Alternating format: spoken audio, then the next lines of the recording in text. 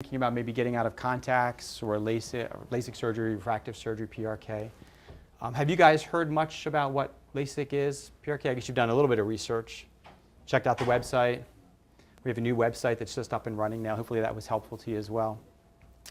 The idea is that for people, you can actually be a couple of different things. You can be nearsighted, meaning that the eyeball is too long, so that when the light comes into the front of the eye, it's getting bent by the curvature of the cornea, and it's getting focused, but because the eye is so long, it's getting focused in the middle of the eye, not on the retina. And that's why people have to wear glasses or contacts to sort of bend the light so it's getting pushed back onto the retina.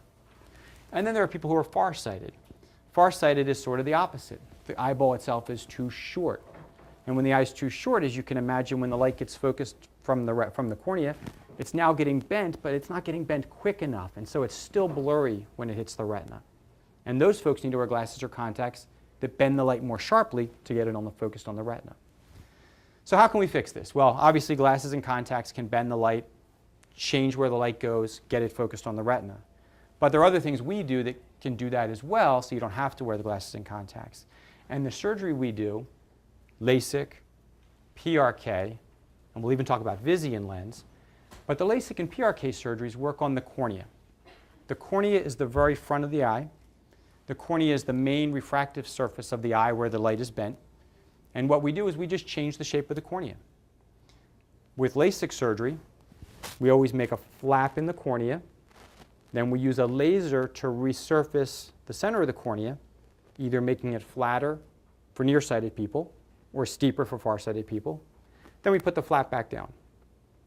For PRK, we don't make a flap, but we do the exact same procedure right on the surface of the cornea.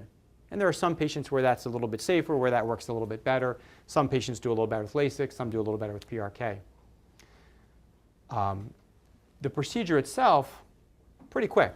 I mean, LASIK and PRK surgery probably takes about 5 or 6 minutes per eye. So it's pretty quick. Before we do anything, we first give you a pill to relax you. We don't put you to sleep for this. You don't need to be. It's actually a pretty easy surgery to undergo. But we give you something called Halcyon, which you put under your tongue. And it just takes the edge off a little bit and relaxes you. Bring you back to the operating room. And the next step is to make the flap in the cornea for doing LASIK surgery. 2 ways we can make that flap. One is with a blade. It's called a microkeratome. That's the older technology. We almost never use that anymore. We use a newer technology called intralace. Intralace is a laser that makes the flap, and it gives me much more precision with regard to the depth of the flap and the diameter of the flap. We can even change where the hinge of the flap is to really treat specifically your cornea, your prescription, to get you the best result. Making that flap with the intralace takes about 12 seconds or so per eye. It's pretty quick. And there's a lot of advantages over the laser making the flap than the blade technology, and that's why we've been using the laser technology for a long, long time. Yeah, we use the blade for many years. Half the country still uses blades. We switched over in September of '04, so almost 10 years ago, to using the laser to make the flap. This is not the same laser we had in September of '04. This is actually, that was the second generation of the laser. The one we have now is the 5th generation. It's called the IFS laser, which is significantly faster. The first one took us about, I think, 60 to 90 seconds. I can't remember, back 10 years ago already. But something like 60 to 90, and now this one's only 12 seconds per eye to make the flap. The nice thing about it is that the flap can cut, like Tony was saying, on different angles. So we can now put it back down and kind of tuck it in, because it cuts on an angle where it can tuck in. So the IFS has the advantage of cutting in ovals for people with astigmatism. It can tuck in so it stays tighter. So it's been a really nice thing. There's only a handful of them in the country. I think the closest is New York and DC. We've had it for about a year now of this model, and it's just been a real big help for our practice. And you might have heard it as bladeless LASIK, or intralaser LASIK, or IFS LASIK. Those are all using a laser to make a flap, but the one that we have specifically is the IFS, which is the newest of them. Yeah, cream of the crop, best intralace laser you can use. And one of the things you'll sort of hopefully understand about Kremer is that much of this technology we've either developed or we've sure been at the forefront of. And something like intralace, laser making the flap, gosh, we've been doing that for years before other folks in the region have been doing it. And the IFS laser, that platform with intralace, as Mike said, there's nobody else in the region who even has it. So we sort of always stay at the forefront of the technology. Just as an aside, I don't know if some of you guys may have checked out our website, but you may know Kremer. Here we did the first LASIK surgery in North America. We did the first intralace, obviously, in the region. We did the first custom wavefront LASIK. So this is really what we specialize in and what we do. When I say LASIK, I kind of mean LASIK, PRK, Visian, different surgeries to get you out of glasses and contacts. But to go back to the procedure. So now we've done the intralace laser. Now we've got a flap in the cornea. We're going to lift it up. We're going to have you look straight ahead at a little red blinking light. That's the fixation target inside our VisX laser, a different type of laser that now is going to use light energy to resurface the inside of the cornea. So again, we're changing the curvature so that when we put the flap back down a few seconds later, we sort of dry it into place with some sterile oxygen, then the eye is set and the curvature is correct on the outside of the cornea. So that's basically a LASIK procedure. We do that in one eye, we do it in the other eye. The rest of that day, evening, night, you're pretty much out of commission. We're going to send you home and ask you to keep your eyes closed for at least the next 6 hours, but really we don't want you to do a lot of reading, computer, that sort of stuff that night. By the next morning, most of my patients are back to school or work, so it's really a pretty quick recovery as well. Right. I had surgery in '98, and I was back seeing patients the next morning. And 7 people in my family have had it now. So when Tony's talking about it, it's trying to bring back memories of what I went through as a patient. But it's not, it's scary. Every single person who has a surgery is scared out of their mind. The pill helps you, it takes the edge off a little bit, but you're still going to be nervous. But it is not nearly as bad as you think it is. You're not going to believe when it's over because I can't believe this is what I was worked up about. But it's totally normal to be nervous about it. The one thing I wanted to say, Tony, LASIK has 2 parts, right? You make this flap and then you reshape. When you reshape, you need a measurement to do that. So there's 2 different ways to get a measurement. One is, you know when you go to your eye doctor and they put you behind the machine, they say, which is better, 1 or 2? And it kind of drives you nuts because you're not sure if you're making the right decision. That's called a conventional measurement, and that's how it was done prior to '03. In '03, we switched over to something called a wavefront measurement, which is actually much more exact. It's about 25 times smaller, the increments, than the which is better, 1 or 2. And what we do is we shine a light into your eye, it hits the back, it bounces out, and you measure that shape and put it on a memory stick and stick that in the laser and treats that specific shape. So no 2 eyes, even if you have the same contacts in both eyes, no 2 eyes ever have the same treatment. That's made a big difference with things like nighttime glare and stuff like that. So that's how we've been doing it. That's called a wavefront treatment. There are versions of the which is better 1 or 2 called wavefront optimized lasers. That is not what we use here. We use one is really a true wavefront custom treatment that's specific to your eyeball. Big distinction, because since we went to custom wavefront years ago, results have gotten so much better, and in particular with the nighttime driving, glare, halo, but just the overall crispness and sharpness of the vision, much, much better. And that's what we do almost exclusively on folks. So the two laser surgeries, I guess, are LASIK and PRK, flap and no flap. And PRK is good for certain people who have corneas that are too thin for LASIK, where they don't have enough tissue. We don't want to waste any of their tissue in a flap. Or they're potentially police officers or in the military where there's a concern of getting hit in the eye later. So there's certain reasons why some people have PRK and certain people have LASIK. The only difference really is the recovery. A little bit longer with PRK, but the results are really good results, the same or maybe even slightly better. Well, let's talk about complications, because we didn't go too much into that. So with both LASIK and PRK, the most common side effect is getting some glare or halo around lights at night. And really that happens in just about everybody right after the surgery. That goes away in just about everybody after you get out 3 months. Most people do get some dryness with LASIK surgery right after the surgery.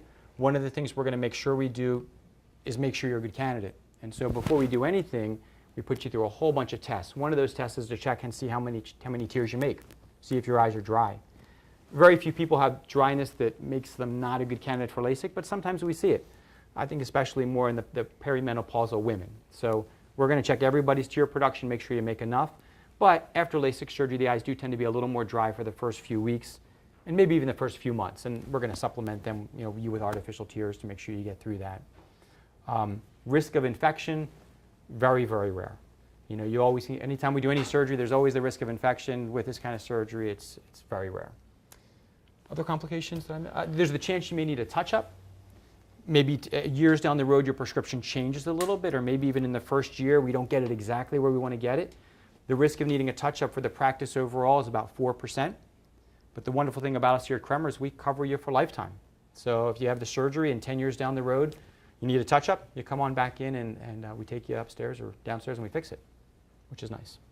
Those are the main ones. You'll see in the consent form 100 different things, but the two that Tony touched on, dryness and glare and halos at night, are by far the most common ones.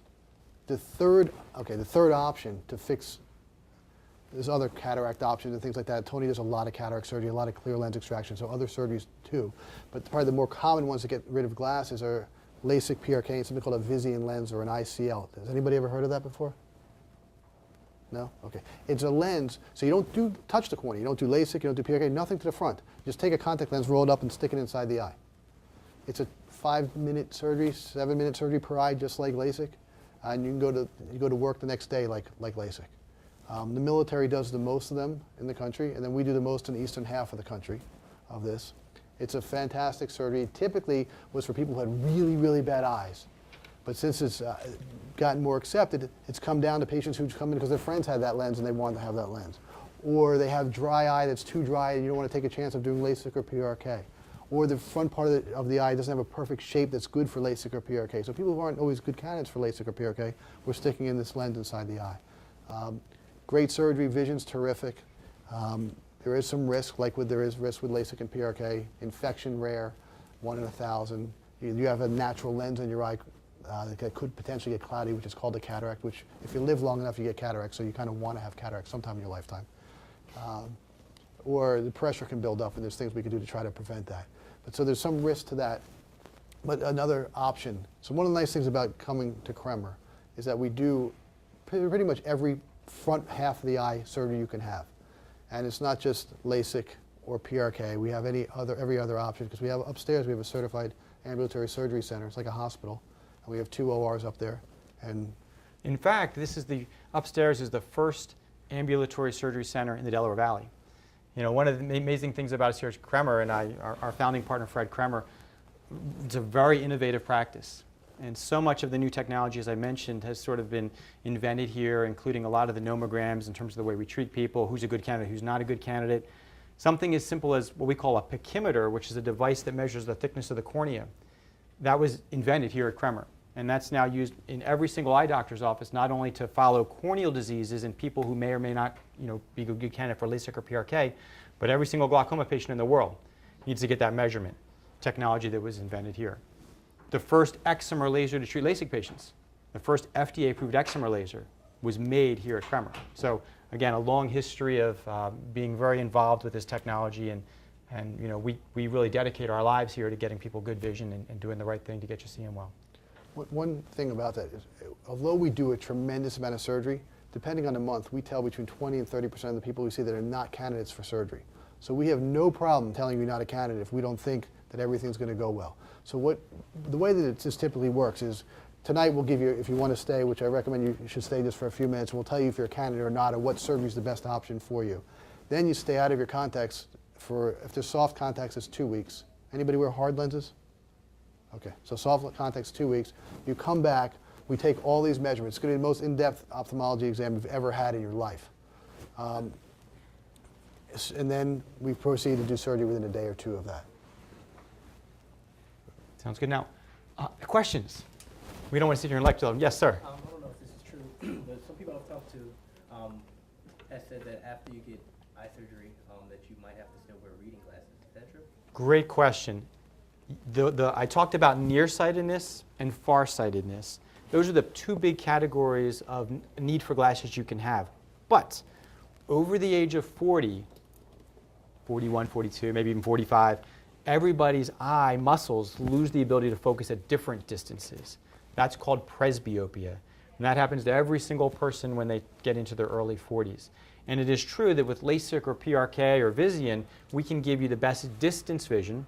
And for people under the age of 40, they're going to be able to do intermediate, near vision as well. But typically, if you have the best perfect distance vision, you're going to need to get into some reading glasses when you get into your early 40s. And that is true. If you didn't have LASIK surgery, you'd wear contacts with reading glasses over it, or you would wear bifocal glasses, something like that, to get around it. In some people over, and I don't see most people here look pretty young, but in some people over the age of 40, another option is that we do something called monovision, which is where we do LASIK or PRK, but we intentionally leave one eye a little better for distance, and we intentionally leave one eye a little better for reading, and so they can sort of enjoy the benefits of some distance and some near vision and not be as dependent on glasses, which is nice.